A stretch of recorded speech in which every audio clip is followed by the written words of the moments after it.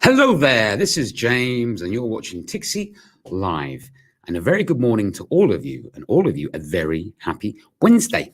In today's program, I want to discuss the shocking UK CPI number, which was announced just over about 2 hours ago, and what that could potentially mean for the future of the sterling, and a couple other stories as well. But before we get into all that, don't forget, these little videos are for educational purposes only, and in no way whatsoever should ever be taken as financial advice. I always suggest you do your own research and do your own due diligence. And of course, know the risks at hand before entering any trade. With that out the way, let's get started. So today at 6 a.m. UTC was the announcement of the UK CPI, Consumer Price Index. And it came in absolutely red hot. Remember a couple of days ago when I was talking about this, I mentioned I wondered if it could finally hit double digits. And it did. It was announced 10.1%.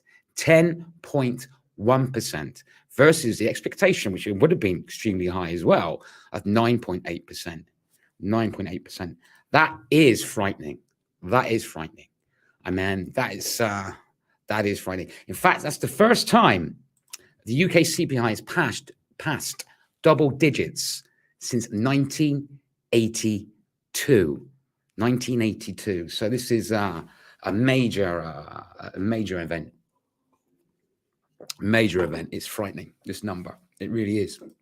A core CPI was also announced year on year. That came in at 6.2% versus 5.9% expected. So both figures or both readings are red hot. Now, this is all because the cost of living crisis is really beginning to hit home. This increase in prices is put down to one of the two biggest contributors is food and non-alcoholic drinks in the UK. Breads, cereals, milks, cheese, eggs, they rose by the fastest in the price increases as well. So this is really shocking. This is the cost of living crisis is really hitting the UK really high. Really high. So what's next then? What can the Bank of England do next? Because its Bank of England needs to take action. Okay, they've already said themselves they expect UK inflation to go to 13.3% come October. They've also predicted a recession by Q4, but they need to act now. They need to act now. So what can they do? Can they do another 50 basic point rate hike? Can they do that? I mean, with the state of the UK economy, which is most likely going to slip into recession or proper full-blown recession, throat's really dry, full-blown recession before the US and mostly before the EU, do they risk being more aggressive on interest rates? Okay, because don't forget, if we're facing a cost of living crisis, raising interest rates to fight inflation, and that's what they've got to do, it's going to put more pressure on homeowners because their mortgage payments are going to go up as well. So they really are stuck, in my opinion, between a rock and a hard place. Should have they acted sooner? Again, that's one of the ongoing arguments of the Bank of England took too long to start raising interest rates, or they took too small steps to raise it. But either way, they were the first central bank to raise interest rates. They've just taken their pace has just been pretty slow compared to the Fed and compared to, say, the Reserve Bank of Australia. So what's next for the GBP? What's next for us? Let's bring it up and have a quick chat about what's next for the sterling. Okay. Well, usually don't forget, when you have a very high inflation reading, okay, or high CPI, usually the currency gains strength. Because the reason being for that is because the market then assumes that obviously the central bank is going to raise interest rates to fight it. And as you can see, when it was announced, it did spike up a little bit higher. But I think the reality set in that the Bank of England, even if they do another 50 basic point rate hike in the next their next meeting, either way, the sterling is still under horrendous pressure. And as we can see, it's now currently trading at 1.20824 against the US dollar.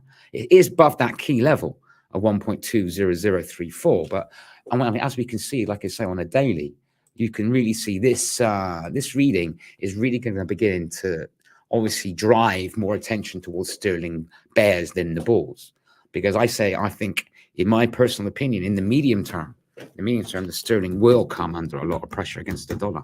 I really do. Because I think, like I've said many times, I consider the Bank of England stuck between a rock and a hard place. Yes, they need to raise interest rates, but what can they do about a struggling economy? Can they put more pressure on households by raising rates and mortgage payments will go up? Again, it's a very difficult situation. And I just think the pace of interest rate hikes they've done has been too slow. And this is what we're seeing at the moment as well. Let's have a look at the euro sterling as well, because this is the pair we looked at a fair bit. Okay, like I say, slightly under pressure, slightly better off than the dollar. Currently trading underneath that 0.84244 area of interest. So obviously the euros weakened slightly against the sterling there. But like I say, I really think this is the pair. The cable is what I'm going to be watching very closely. Okay, you might get a bit of reprieve today for me because we've got some key key US data coming out today, which might give it a bit of a reprieve. But I think in the medium to long term, I think the sterling is under an awful lot of pressure. So anyway, as it stands, currently trading 128.80. That key level, though, is 1.20034. So yeah, that's what's happening with the sterling. And don't forget, as well as that, the UK still faces a leadership contest. Okay, this is in September. So the uncertainty of that as well, especially, like I say, the market's a bit worried about Trust winning because she has some very strange ideas of how to handle the economy. So the market is very nervous about that as well. So that's still to come for the UK. So a lot of pessimism for the British pound at the moment. In other news, the euro energy crisis is coming to focus again. It's coming to focus again. I think this is going to be a story which will get bigger and bigger as we approach winter. In fact, Germany is really struggling to build up its gas reserves for the winter. They currently, as it stands at the moment, they have less than 3 months in reserves. And like I say, we're not close to winter yet. Come October, November, that is when this crisis is really going to grip the EU, especially Germany. And don't forget, Germany is the powerhouse of the European Union. Okay, and already there is big concerns that this crisis is going to wipe off a large percentage of German GDP. So this story is beginning to take center stage. But I think as we approach winter, this will become more and more focal, and people will focus a lot more on it. Other things happening today. We have EU GDP due at 9 a.m. UTC. Expectation is for it to come in the same as the previous reading at 4%. Plus, we have US retail sales due today at 12:30 p.m. UTC. Expectation is for it to come in slightly lower at 0.1%. The previous reading was 1%. So don't forget, retail sales is key, certainly for the US economy, because we do rely this modern day economy does rely on everybody, you and me, going out and spending our money. So that's going to be key. But the big event, which I will do a sort of like a watch along, but I'm doing it from my home because it's late at night, is the FOMC minutes. Comes out today at 6 a.m. UTC, not 6 a.m. UTC, sorry, 6 p.m. UTC. I will be doing a watch along on this, probably 10 minutes before it's announced, and we'll dissect it together and see how the market handles it and see if there's any hints at all of what they might do come September. But anyway, let's have a quick look at a few more assets in the market as it currently stands at the moment. So start with the euro. Again, 30-minute chart. As you can see, like I say, we're carrying on from yesterday's story. When we talked about it yesterday afternoon, we are seeing a little bit more dollar strength. Currently trading at 1.01591 on a daily. We can see they're still sort of changing between those two key levels, 100716. Like I said, I think the euro at the moment, the main focus is on the sterling, certainly for today with the inflation reading. But I think as this energy crisis continues and it develops more and more, I think, like I say, the fact we could potentially come close to parity again by the end of the year is really potentially on the cards there. So you're currently trading at 1.0158, above that key level, 1.00716. Something else, let's have a quick look at gold, of course. Gold, like I say, carrying on yesterday's momentum, we are seeing dollar strength again. Like I said, dollar started to bounce back on Friday, but it bounced back properly yesterday during the US session. Currently trading at $1,772, under that key area of interest of $1,791.79. So yeah, that's where we have it. Let's have a look at oil as well. Okay, the EIA is releasing its inventory report today, sometime in the session. So that'd be interesting to see what they report. Oil, like I say, has been under pressure. It's trending around levels where it was at February before the Ukraine-Russian war started. Currently trading at $85.63. The Iranian deal, that's an interesting story as well. See how that will affect oil, because there does seem to be signs that they are making progress in that deal. If they can make that deal, get that deal over the line, then of course Iran will be able to import or export its oil to the globe, which of course will increase supply. So there we have it. Other major events this week, like I've already mentioned, EU GDP is due in about an hour's time. US retail sales, FOMC minutes tonight, EU CPI and US initial claims, and UK retail sales on Friday. The market, as it currently stands, the FTSE is currently negative 0.36%, DAX currently trading negative 0.06%, and Eurostoxx 50 currently down negative 0.27%. Don't forget, you can ask me questions anytime you wish, or just simply say hello if you like. Or tell me what you think about what's going on in the market.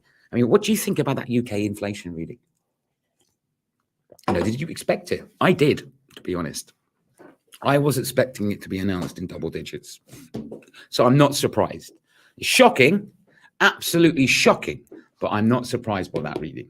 Not at all. And like I said, I think the sterling is going to mean it's very difficult. Very difficult. Everything going on in the UK at the moment is very difficult to be a sterling bull at the current climate at the moment.